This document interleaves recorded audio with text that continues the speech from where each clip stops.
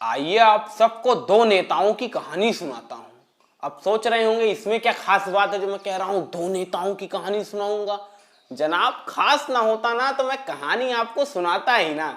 ये दो नेता ऐसे दो नेता हैं जो एक दूसरे से मिलते हैं तो गुरु शिष्य बन जाते हैं। कुछ दिनों तक गुरु शिष्य की जोड़ी चलती है तो यारी में तब्दील हो जाती है, जिगरी यार हो जाते हैं और कुछ दिनों के बाद जिगर के दुश्मन हो जाते हैं। माने नरेंद्र दामोदर दास मोदी और उनको सियासी ककहरा पढ़ाने वाले शंकर सिंह वाघेला की ये कहानी आपको किसी फिल्म सरीखी लगेगी। माने गुरुता से शुरू हुई ये कहानी दुश्मनी तक कैसे पहुंच जाती है, इतने फासले हैं, इतने ट्विस्ट एंड टर्न्स हैं कि आपको बताते बताते नरेंद्र मोदी की जिंदगी का सबसे खास फलसफा और गुजरात की राजनीति का सबसे महत्वपूर्ण अंचल आपको यूं समझ आ जाएगा। पहले तो आपको फहरिस्त गिना देता हूं उन बातों की जो आपको आज के इस वीडियो में पता चलने वाली हैं, ताकि आप अच्छे से समझ लीजिए। अगर आज का ये वीडियो मिस किया तो समझ लीजिए राजनीति का बहुत महत्वपूर्ण हिस्सा यूं आपकी आंख के सामने से चला गया और आपने उसे काट दिया। पहली बात, हजूरिया मजूरिया खजूरिया मतलब जानते हैं? हजूरिया मजूरिया खजूरिया, सर मत खुजाइए, ये बहुत महत्वपूर्ण टर्म है गुजरात की राजनीति के। आज आपको बताएंगे हजूरिया मजूरिया खजूरिया का असली मतलब। नरेंद्र दामोदर दास मोदी ने जिस गुजरात को अपनी कर्मभूमि बनाया, नरेंद्र दामोदर दास मोदी ने कठिन परिश्रम के जरिए भारतीय जनता पार्टी को जिस गुजरात में शून्य से सत्ता का सफर करा दिया, वो नरेंद्र दामोदर दास मोदी जो गुजरात में भारतीय जनता पार्टी की पहली पूर्ण बहुमत की सरकार में सुपर सीएम के नाम से जाने जाते थे, उस नरेंद्र दामोदर दास मोदी को उन्हीं के गुजरात से बेदखल किसने करवा दिया था, आज आपको उसका नाम भी बताएंगे। खैर ये सस्पेंस तो अभी ही खोल देता हूं, उन्हें नरेंद्र दामोदर दास मोदी के गुरु यानी शंकर सिंह वाघेला ने बाहर कराया था। अब आप सोच रहे होंगे गुरु ने अपने शिष्य मोदी को बाहर क्यों करा दिया। कहानी दिलचस्प है, क्यों कराया और कैसे कराया ये उससे भी दिलचस्प है, क्योंकि कराने का जो मोड ऑफ ऑपरेंडिस था ना, वो आने वाले समय की पूरी सियासत बदल देने वाला था। आज ये सब जो आप देखते हैं ना कि ज्योतिरादित्य सिंधिया मध्य प्रदेश से विधायकों को उड़ा के कर्नाटक लेके चले गए, अशोक गहलोत होटल में बंद किए हुए हैं, और वो 36 दिन वाला हिस्सा महाराष्ट्र में जहां रात में शपथ ली जाती है, सुबह उप मुख्यमंत्री बदल जाता है और फिर 2 दिन के अंदर सरकार बदल जाती है, ये पूरा घटनाक्रम जो आप आजकल की सियासत में देखा करते हैं, इसके भीष्म पितामह है नरेंद्र मोदी के गुरु। माने आडवाणी से लेकर वाजपेयी की आंखों के नीचे पसीने और पैरों के नीचे से जमीन खिसक गई जब उन्हें मालूम चला उनकी पार्टी में किसी ने यह कारनामा कर दिया है। माने विधायकों का अपहरण। और नरेंद्र दामोदर दास के गुरु एक ऐसे नेता हैं कि जो 50 साल से राजनीति कर रहे हैं, लेकिन आप आज तक नहीं कह सकते हैं कि वो किसकी पार्टी में है। कमाल कहानी है। इतनी सारी बातें आपको आज के इस वीडियो में पता चलने वाली हैं, इसलिए पूरा वीडियो जरूर देखिएगा और मेरे साथ सफर करिएगा नरेंद्र मोदी की जिंदगी के एक सबसे महत्वपूर्ण हिस्से में। ये कहानी शुरू होती है 1975 से। साल 1975 जब राष्ट्रीय स्वयंसेवक संघ का एक प्रचारक राष्ट्रीय स्वयंसेवक संघ के लिए काल रात्रि समान आपातकाल में सबसे मजबूत पहरेदार बन के खड़ा था, एक स्वयंसेवक जो राष्ट्रीय स्वयंसेवक संघ की विचारधारा के लिए रीढ़ की हड्डी का काम कर रहा था गुजरात और महाराष्ट्र के भीतर, एक पूर्ण प्रचारक जो आपातकाल की काल रात्रि में कारागार का दर्शन नहीं, इंदिरा गांधी की सभा में उनके विरोध का पर्चा फेंकाया करता था।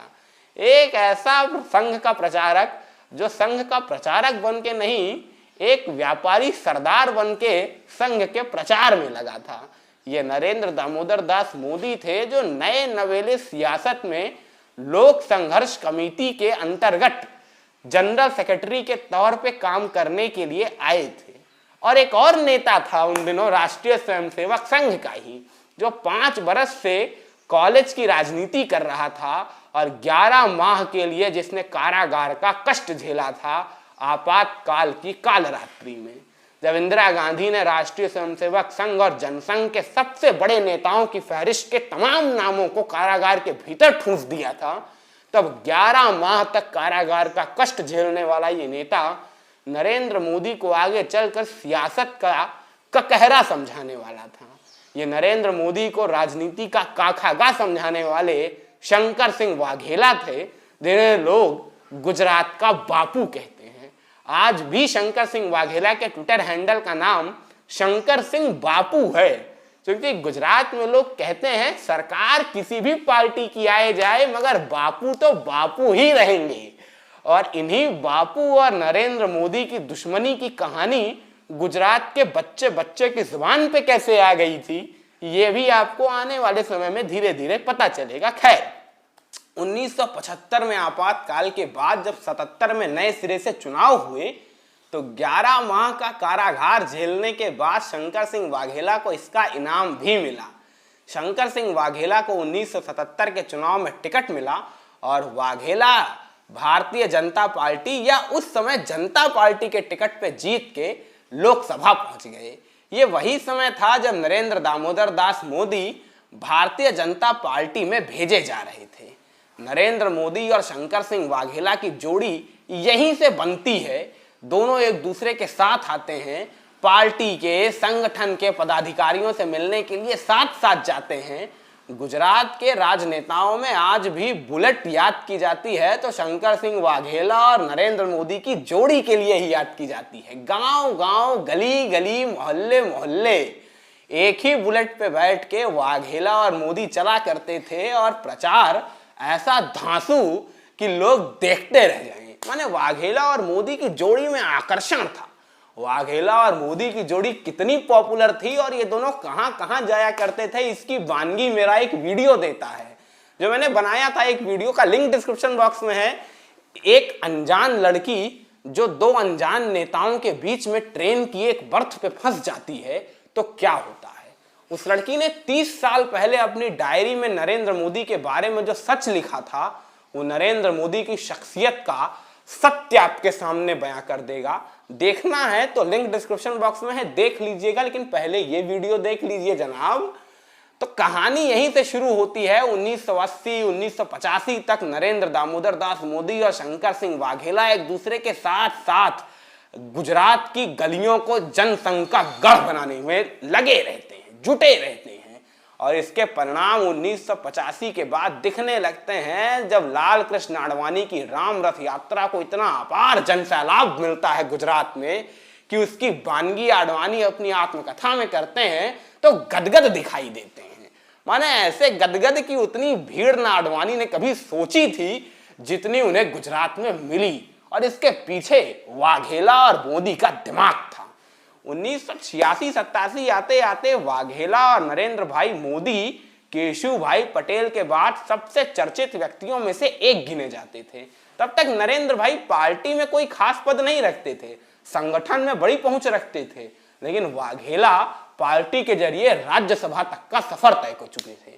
फिर आता है 1989 का लोकसभा चुनाव।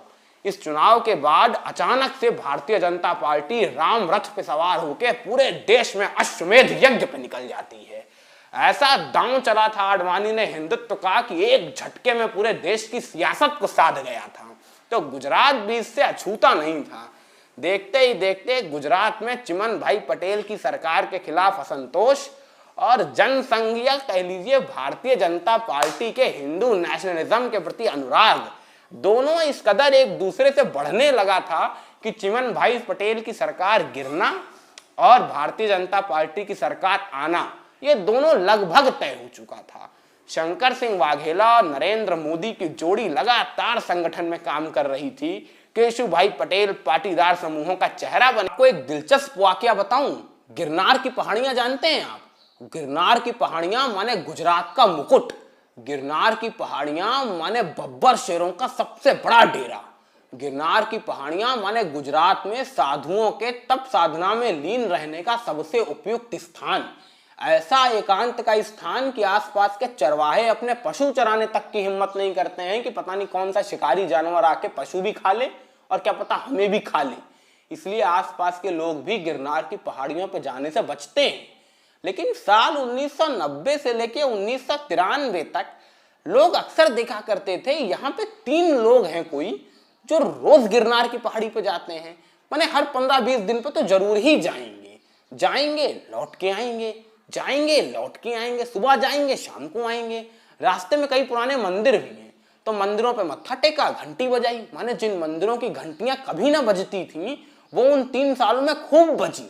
लोग सोचते थे ये 3 लोग आखिर हैं कौन और ऊपर जाके करते क्या हैं। माने ऐसा कौन सा काम है जो सिर्फ गिरनार की पहाड़ी पे हो सकता है। ये 3 लोग थे नरेंद्र दामोदर दास मोदी, शंकर सिंह वाघेला और केशु भाई पटेल। और वो गोपनीय काम था 1995 के गुजरात विधानसभा चुनाव की तैयारी करना, उसका ब्लूप्रिंट तैयार करना। गिरनार की पहाड़ियों पे तैयार ये ब्लूप्रिंट जब गुजरात की सरजमीन पे उतरा था ना, तो मानो इतिहास रच गया था। 1995 के गुजरात विधानसभा चुनाव में गुजरात की जनता ने पहली दफा भारतीय जनता पार्टी को सत्ता की कुंजी सौंप दी थी। नरेंद्र मोदी, संजय जोशी, शंकर सिंह वाघेला, केशु भाई पटेल के चेहरे के बैनर तले लड़ी भारतीय जनता पार्टी को गुजरात की जनता ने सत्ता की सौगात दे दी थी। यह पहला चुनाव था जब पूर्ण बहुमत के साथ या यूं कहें प्रचंड बहुमत के साथ भारतीय जनता पार्टी सत्ता के सिंहासन पर बैठ रही थी। वरिष्ठ पत्रकार राजदीप सरदेसाई बताते हैं उस चुनाव को उन्होंने कवर किया था। पूरी भारतीय जनता पार्टी के कार्यकर्ताओं में एक ही लहर थी कि सीएम बने चाहे जो, माने सुपर सीएम तो अपने नरेंद्र भाई ही हैं। नरेंद्र दामोदर दास मोदी की कार्यकर्ताओं में लोकप्रियता का आलम यह था कि कार्यकर्ता किसी और को मुख्यमंत्री मानने को तैयार ही नहीं थे। सब यही कहते थे अपने नरेंद्र भाई ही हैं सुपर सीएम, क्योंकि इन्हीं के मेहनत के दम पे तो पहुंची है भारतीय जनता पार्टी सत्ता के सिंहासन पे। नरेंद्र भाई मोदी का ही तो पुरुषार्थ है कि भारतीय जनता पार्टी 182 में से 121 सीट जीत गई है। नरेंद्र मोदी एक तरीके से कार्यकर्ताओं में हीरो थे। और महत्वपूर्ण ये भी है कि कार्यकर्ताओं की नजर में ही नहीं, भारतीय जनता पार्टी के भीष्म पितामह, सर्वे सर्वा, राष्ट्रीय अध्यक्ष, जो कहना हो कह लीजिए, उस दौर के सबसे बड़े चेहरे लाल कृष्ण आडवाणी की आंखों में भी संभावना के सबसे बड़े केंद्र के तौर पे नरेंद्र मोदी ही थे। माने अगर आप आडवाणी की आत्मकथा पढ़ेंगे तो आपको नजर आएगा कि आडवाणी मोदी में बहुत बड़ी संभावना उसी समय देख रहे थे और जनता में भी इतनी लोकप्रियता देख के आडवाणी की आंखों में मोदी सितारे की तरह चमक रहे थे। लेकिन यही 1995 के विधानसभा चुनाव की जीत, जो नरेंद्र मोदी के अनुसार उनके जीवन की सबसे बड़ी घटना थी उस दौर में जब उन्होंने राजदीप सरदेसाई से बात की थी, यही चुनाव था जिसने गुरु शिष्य की ये जोड़ी जो आगे चल के यारी में बदली, उसे दुश्मनी में तब्दील करा दिया। ये 1995 का गुजरात विधानसभा चुनाव था जो इतने नाटकीय मोड़ लेने वाला था कि ना भारतीय जनता पार्टी को समझ में आए, न कांग्रेस को समझ में आए, न मोदी को समझ में आए, न वाघेला, न केशु भाई, और सबसे ज्यादा इन फैसलों के बीच पिसी गुजरात की जनता, जो सत्ता के मंच पे एक प्रहसन होता देख रही थी जहां बस किरदार बदल रहे हैं, असली कथानक वही का वही है। नरेंद्र दामोदर दास मोदी और शंकर सिंह वाघेला से जब मुख्यमंत्री पद को लेकर चर्चा की गई थी, तब ये दोनों अलग अलग नामों की पेशकश कर रहे थे। अच्छा, खास बात यह है कि केशु भाई पटेल, नरेंद्र मोदी और शंकर सिंह वाघेला, इन तीनों से ही मुख्यमंत्री पद की जिम्मेवारी को लेकर बात हो रही थी और इन तीनों के मन में अंदर तले कहीं मुख्यमंत्री बनने की इच्छा दबे कुचले बैठी थी। लेकिन कुल मिलाके इन तीनों से बातचीत के बाद जो फैसला निकला उसमें केशु भाई के बात पे सभी लोग मान गए कि भाई चलो केशु भाई पटेल बन जाते हैं। नरेंद्र मोदी को इसमें दिलचस्पी इसलिए थी क्योंकि केशु भाई पटेल के ज्यादातर समर्थक नेता नरेंद्र मोदी के भी प्रबल समर्थक माने जाते थे। वाघेला को इससे शिकायत थी, मगर बहुमत काम कर गया तो वाघेला किनारे कर दिए गए।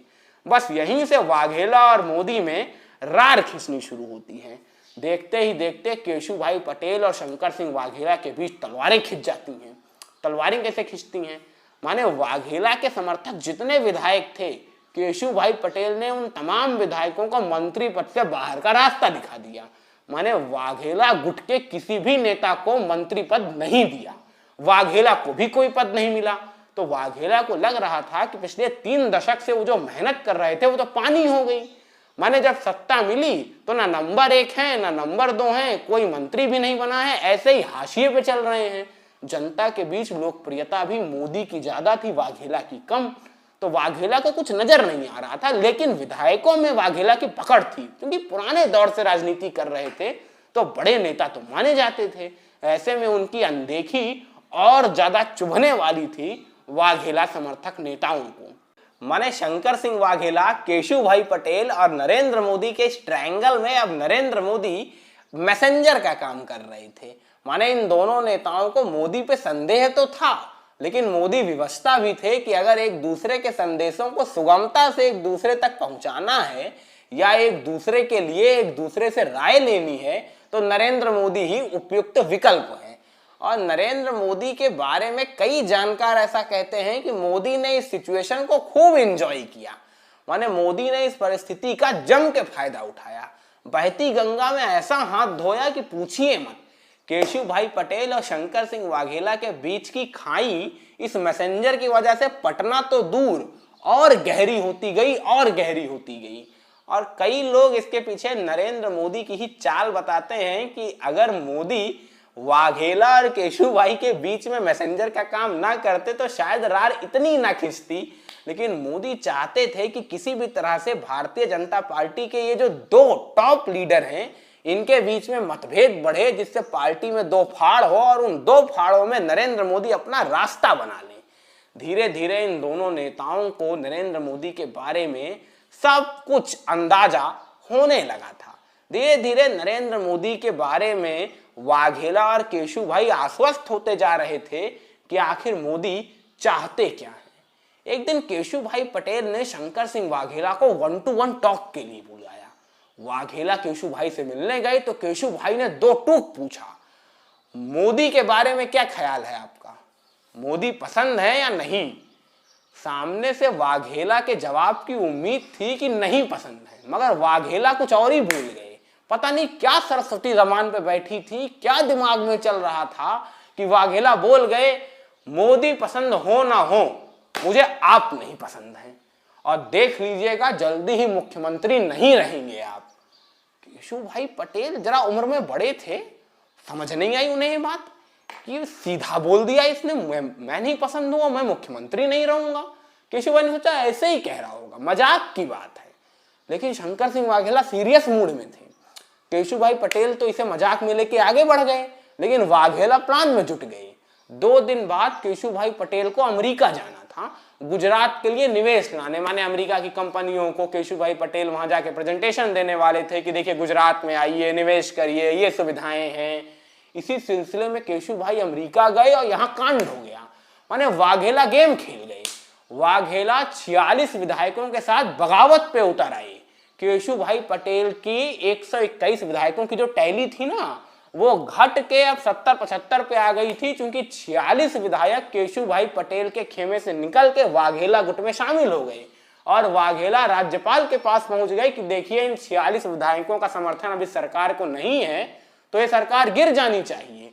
और इसके बाद 46 विधायकों को लेके कहां गए, अपने गांव वासन के करीब के गांव चारण में। गांधीनगर में वासन गांव है जो वाघेला का गांव है, और इस गांव से थोड़ी दूर पे है चारण गांव, जो कांग्रेस के एक बड़े नेता का गांव हुआ करता था। और उसी गांव में शंकर सिंह वाघेला ने इन 46 विधायकों को कांग्रेस के उसी बड़े नेता के घर में ठहराया था। अच्छा, ये बात आग की तरह फैली, माने चिंगारी से दावानल घंटों में हो गया। गुजरात से निकली ये खबर कैसे दिल्ली को जलाने लगी किसी को मालूम ही नहीं चला। अटल बिहारी वाजपेयी से लेकर लालकृष्ण आडवाणी सख्ते में आ गए कि उनकी पार्टी में बगावत। माने जो राष्ट्रीय स्वयंसेवक संघ अपने संस्कारों में एकता पिरोता रहता है, जो राष्ट्रीय स्वयंसेवक संघ पानीपत के तृतीय युद्ध से प्रेरणा लेने को कहता रहता है, उस राष्ट्रीय स्वयं संघ में पहली बार बगावत के सुर देखे जा रहे थे। शंकर सिंह वाघेला जो संघी पहले थे, भाजपा नेता बाद में थे, वो 46 विधायकों की बगावत के सूत्रधार थे। और इन विधायकों के शंकर सिंह वाघेला के वासन गांव के बगल वाले गांव में ठहरे की जैसे खबर गुजरात में फैली, तुरंत केशुभाई के समर्थकों का रेला चारण गांव पहुंच गया। एक और विवाद, केशुभाई के समर्थकों ने कांग्रेस नेता के घर को घेर लिया। खूब गाली गलौज, लाठी डंडा, लड़ाई झगड़ा, अराजक माहौल, पूरे गांव में अजीब सा माहौल पसर गया। लेकिन जैसे ही केशु भाई के समर्थक उस घर में घुसने की कोशिश करने लगे, अचानक एक और घटनाक्रम घटा। कांग्रेस के उस बड़े नेता की पत्नी घर के बाहर आई और जोर जोर से चिल्लाने लगी। पूरे गांव वालों को जैसे होता है ना गुहार लगाने लगी कि अरे देखो मारा मारा मारा, ये लोग जबरदस्ती हमारे घर में घुस रहे हैं, केशु भाई के समर्थक आ गए हैं, जबरदस्ती हमारे घर में घुस रहे हैं। अब गांव के किसी मानंद आदमी की पत्नी अगर ऐसे चिल्लाएगी, पूरे गांव वाले एक हो गए। देखते ही देखते केशु भाई के समर्थकों की खटिया खड़ी हो गई। पूरे गांव वाले लाठी डंडे के साथ आ गए और केशु भाई के समर्थकों को गांव से भगा दिया। शंकर सिंह वाघेला के 46 विधायक इसी घर में दबे कुचले कहीं बैठे थे। मैंने 46 विधायकों को मालूम ही नहीं था उनके साथ हो क्या रहा है, वो आए कहां हैं। इसके बाद उसी शाम को 2 बस चारण गांव में उस कांग्रेस नेता के घर के सामने आके रुकी। कहा जाता है तब तक वाघेला समझ चुके थे कि गुजरात के भीतर इन 46 विधायकों को अपने कंट्रोल में रखना बड़ा मुश्किल है, क्योंकि गुजरात में हर जगह भाजपा का नेटवर्क है और भाजपा चाहेगी कि जल्दी से जल्दी इन 46 विधायकों में से जितने हो सके तोड़ लो, ताकि शंकर सिंह वाघेला का गुट कमजोर हो जाए। और वाघेला को अगर अपनी बात मनवानी थी तो 46 के 46 की टैली अपने पास रखनी थी। अच्छा, इधर मोदी अलग अचंभे में। मोदी को भी इस बात का ना अंदाजा था कि वाघेला इतने आगे निकल जाएंगे। माने उनके सियासी गुरु तो थे, मगर इतने आगे निकल जाएंगे इसका तो मोदी को भी नहीं इल्म था। इसके बाद शंकर सिंह वाघेला 2 बसों में उन 46 विधायकों को बैठा के शाम को चारण गांव से रवाना हुए। विधायकों को लग रहा था शायद गांधीनगर जाना हो। गांधीनगर शहर में घुसी बस। उन्हें लगा शायद कांग्रेस के दफ्तर जाना हो, दफ्तर निकल गया। उन्हें लगा शायद भाजपा के दफ्तर जाना हो, वो भी निकल गया। उन्हें लगा शायद विधानसभा जाना हो, वो भी निकल गई। तो अब जाना कहां है? दोनों बस सीधा जाकर रुकी हवाई अड्डे पे। हवाई अड्डे पे शाम हो चुकी थी, कोई प्लेन नहीं था। जब प्लेन नहीं था तो वाघेला ने प्लेन बुक कर लिया, हवाई जहाज खरीद लिया भैया, पूरा प्राइवेट प्लेन बुक। लेकिन बुक प्लेन में कमी आ गई, बुक प्लेन का पहिया खराब था। अब पहिया खराब था तो विमान उड़े कैसे? इधर भाजपा के नेता जोर लगाने पे लगे हुए थे कि जल्दी से जल्दी 46 विधायकों तक पहुंचे। अटल बिहारी वाजपेयी का रेला निकल चुका था दिल्ली से। इधर उमा भारती से लेकर सुषमा स्वराज, वेंकैया नायडू, इन तमाम नेताओं को काम पे लगाया जा चुका था। आडवाणी चाह रहे थे जल्दी से जल्दी इस बगावत को दबाया जाए, लेकिन बगावत दबने का नाम नहीं ले रही थी, क्योंकि केशु भाई अमेरिका से आ नहीं रहे थे और वाघेला यहां अपना काम किए जा रहे थे। देखते ही देखते हवाई जहाज का पहिया भी घंटे 2 घंटे में रिपेयर कर दिया गया। इसके बाद हवाई जहाज उड़ने को तैयार। 46 विधायकों को मालूम ही नहीं है वो जा कहां रहे हैं। शंकर सिंह वाघेला ने किसी से फोन पे बात की और कहा लाइट्स की व्यवस्था कर दीजिए। दरअसल ये विमान जिस हवाई अड्डे पे लैंड होने वाला था ना, वहां लाइट ही नहीं थी। लाइट नहीं थी? किस हवाई अड्डे पे जाने वाले थे ये लोग? बताएंगे। और इसी में है हजूरिया, खजूरिया और मजूरिया का दिलचस्प पेच। शंकर सिंह वाघेला ने फोन लगाया था तथा कथित रूप से कांग्रेस सरकार को। कहां की कांग्रेस सरकार? जहां ये विधायक जाने वाले थे। 46 विधायकों का यह रेला जब हवाई जहाज में बैठा तो वाघेला की ओर मुंह ताक रहा था। आइए, वाघेला ने कहा तुम लोग चलो, हम आते हैं। वाघेला उतर गए और इन 46 विधायकों को लेकर विमान उड़ गया। उड़ा, सीधे लैंड किया गुजरात के बाजू में ही एक राज्य है, मध्य प्रदेश। वैसे तो गुजरात के बाजू में कई राज्य हैं, महाराष्ट्र भी है, राजस्थान भी है, मगर महाराष्ट्र और राजस्थान में भाजपा की ही सरकार थी। वहां पहुंच गए तो कहां जाएंगे, वहां तो भाजपा वाले धरे ही लेंगे। इसीलिए वाघेला ने मध्य प्रदेश का रुख किया, जहां कांग्रेस की सरकार थी और हमारे दिग्गी राजा मुख्यमंत्री थे। दिग्गी राजा ने खजुराहो के एयरपोर्ट पे गैस लाइट्स की व्यवस्था करा दी। खजुराहो का एयरपोर्ट माने ये विमान खजुराहो उतरने वाला था, जिसकी हवाई पट्टी पर रात के वक्त लाइट्स नहीं लगी थी। गैस लाइट का इंतजाम किया गया और वो हवाई जहाज रात में लैंड किया और खजुराहो के 5 स्टार होटल में दिग्विजय सिंह ने व्यवस्था कराई इन 46 विधायकों के रुकने की। माने खाटी संघी आदमी दिग्विजय सिंह से मदद ले रहा था। कमाल हो रहा था। लेकिन खजुराहो से उस वक्त सांसद हुआ करती थी उमा भारती। बस उमा भारती को भेज दिया गया उन विधायकों के पास। इधर अटल बिहारी वाजपेयी दलबल के साथ पहुंच गए अहमदाबाद, डेरा डाल दिए। शंकर सिंह वाघेला को बात करने पे मजबूर होना पड़ा। खैर मजबूर क्या होना पड़ा, वाघेला तो चाह ही यही रहे थे कि उनसे बात तो की जाए। नरेंद्र दामोदर दास मोदी तब तक चुपचाप इस खेल को देख रहे थे। कई बार परिस्थितियां आपके इतनी विपरीत हो जाती हैं कि आप कुछ कर ही नहीं सकते। मोदी उसी स्थिति में थे। अभी तक सिचुएशन एंजॉय करते मोदी अचानक सिचुएशन से ट्रबल्ड होने लगे थे, सफरिंग होने लगी थी मोदी को। मोदी खड़े खड़े सोच रहे थे सियासत में क्या चल रहा है। अटल बिहारी वाजपेयी और शंकर सिंह वाघेला में दांवपेच खेले जा रहे थे। वैसे वाजपेयी के ज्यादा करीबी हुआ करते थे वाघेला, कभी आडवाणी गुट के नेता नहीं रहे। लेकिन वाजपेयी और वाघेला के बीच सहमति धीरे धीरे धीरे धीरे बनने लगी थी, क्योंकि दोनों एक दूसरे के विचारों को समझते थे। और परिस्थिति ऐसी थी कि भाजपा अपनी सरकार जाने नहीं देना चाहती थी और वाघेला इस मौके से चूकना नहीं चाहते थे, क्योंकि इससे बेहतर मौका उन्हें कभी मिलेगा नहीं।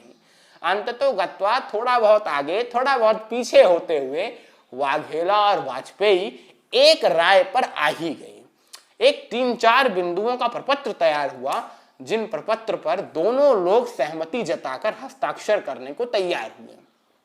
सबसे पहली मांग शंकर सिंह वाघेला ने की, नरेंद्र दामोदर दास मोदी का गुजरात से निर्वासन।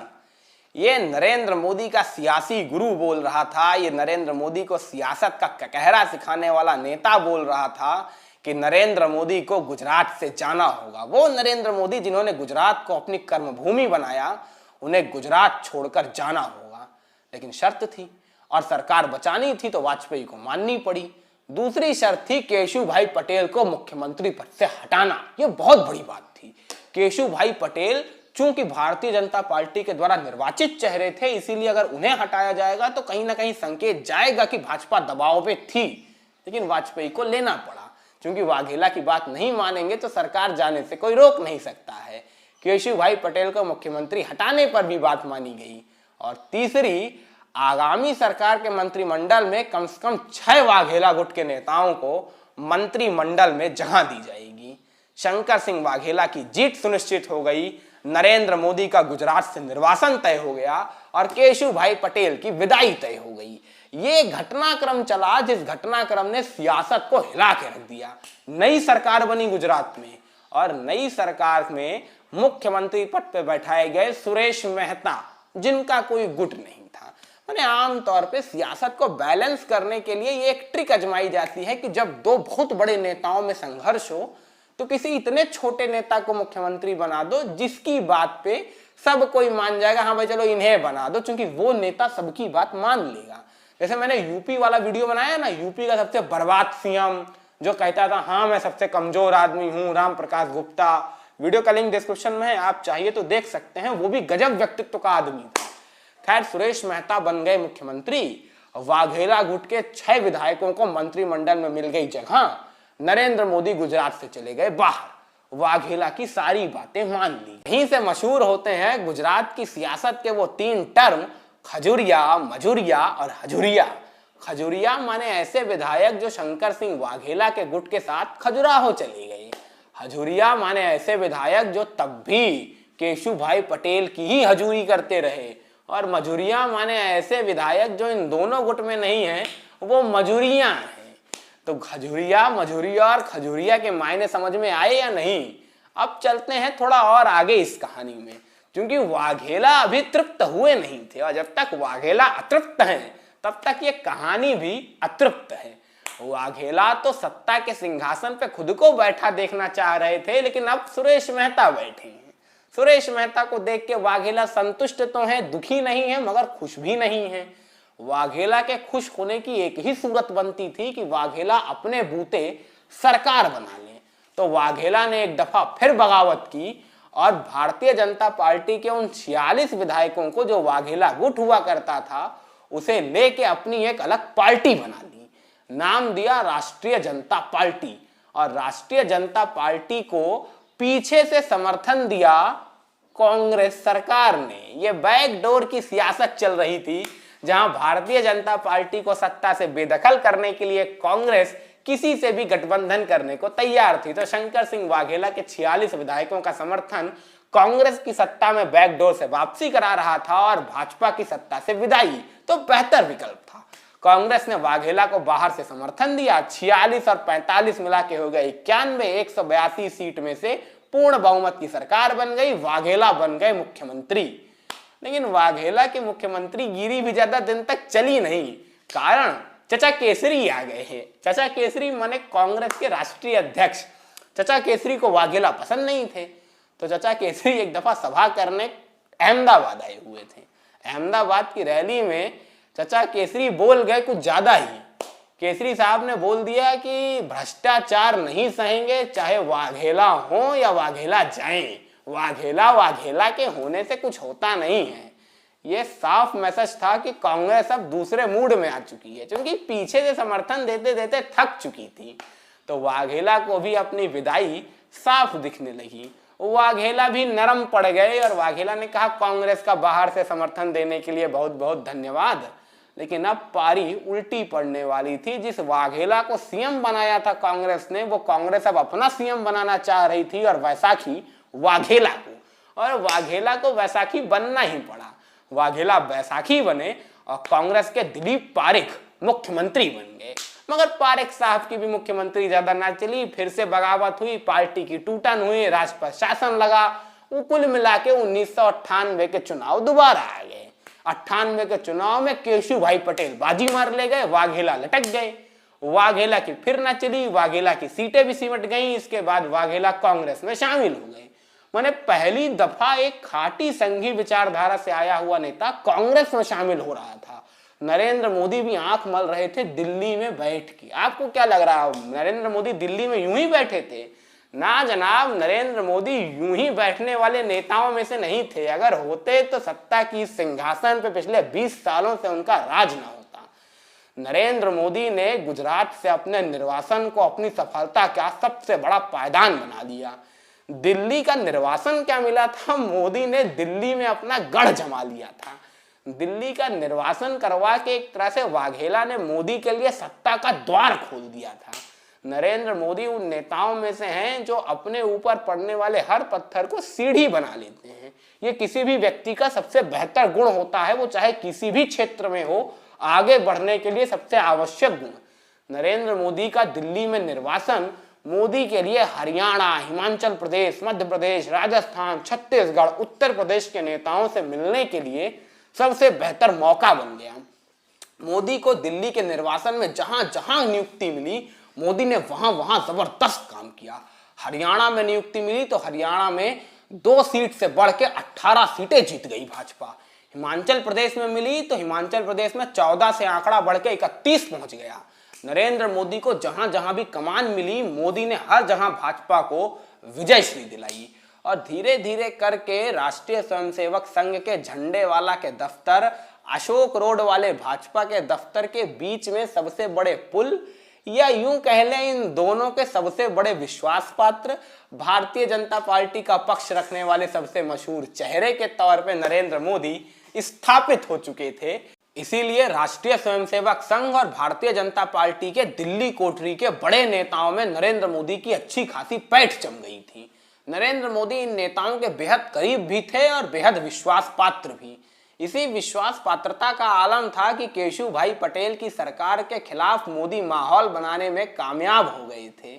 उन दिनों आउटलुक पत्रिका के संपादक विनोद मेहता एक किस्सा सुनाते हैं कि भुज भूकंप के बाद गुजरात सरकार की विफलताओं के कई सबूत लेके नरेंद्र दामोदर दास मोदी एक रिसर्च पेपर के साथ उनसे मिलने आए थे। मोदी ने वो पेपर उन्हें दिए और विनोद मेहता अपना काम समझ गए।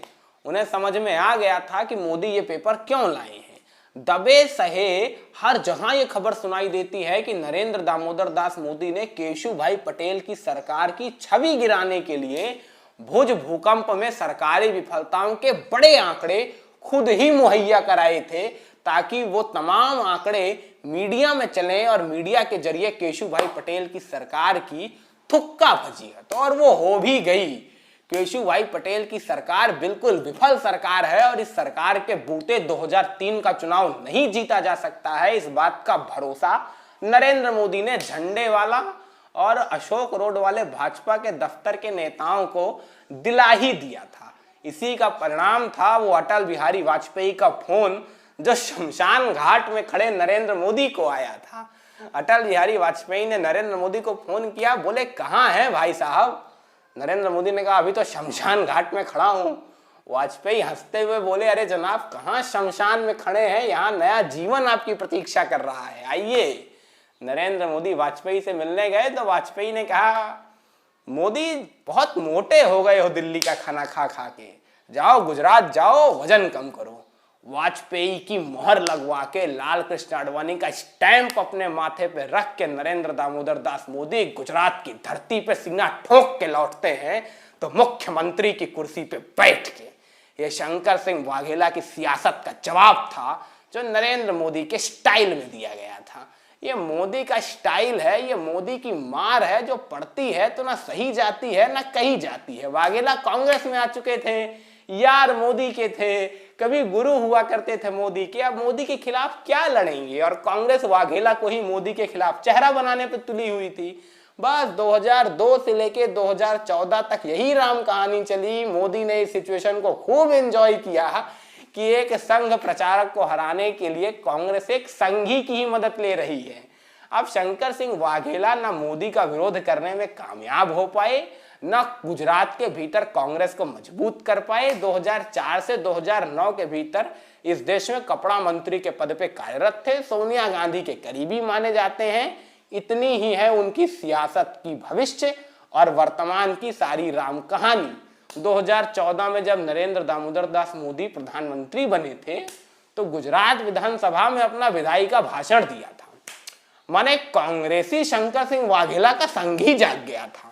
शंकर सिंह वाघेला एकदम टूट के बोले थे, माने पुराना यार जाग गया था मोदी का। विधानसभा के भीतर वाघेला खड़े हुए, बोले अब पूर्ण बहुमत आपके पास है, जाइए बनाइए राम मंदिर, कश्मीरी पंडितों को कश्मीर में बुलाइए, 370 खत्म करिए, सारे आंकड़े पूरे कर दीजिए। ये शंकर सिंह वाघेला का वही संघी बोल रहा था जो उनके भीतर हमेशा जीवित रहता है। और कांग्रेस की दुविधा यही है कि उन्हें रहना है तो वाघेला के पास ही रहना है। ये नरेंद्र मोदी और शंकर सिंह वाघेला की कहानी थी जो गुरुता से शुरू हुई थी और कहां पे आके कितने दांव पेचों के साथ खत्म हुई ये आपको भी मालूम चल गया होगा। वीडियो कैसा लगा कमेंट सेक्शन में कमेंट करके जरूर बताइएगा। वीडियो अच्छा लगा हो तो लाइक जरूर करिएगा, शेयर जरूर करिएगा और चैनल को सब्सक्राइब भी कर लीजिएगा भैया। ऐसे ही इंटरेस्टिंग पॉलिटिकल एनेक्डोट रेगुलर मिलते हैं इस चैनल पे आपको।